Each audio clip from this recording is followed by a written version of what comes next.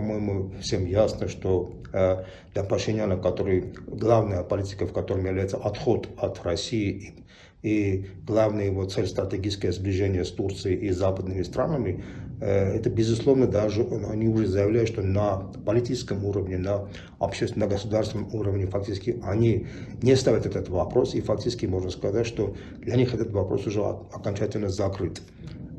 Другое дело, что в обществе это однозначно очень плохо воспринимается. Начиная, по крайней мере, с 1998 года Армения на государственном уровне всегда поднимала этот вопрос. И для общества это очень болезненная проблема. Это не вопрос плохих взаимоотношений с Турцией. Это очень естественная проблема. Мы не против ухудшения отношений с Турцией. Другое дело, что поднимая на государство этот вопрос, мы просто ставим такую проблему, что есть такая проблема.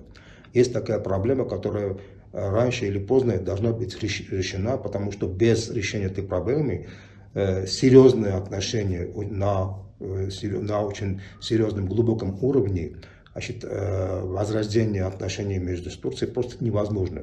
К сожалению, это реальность, которую многие в Турции не воспринимают, но я думаю, что прогрессивная часть турецкого общества это понимает.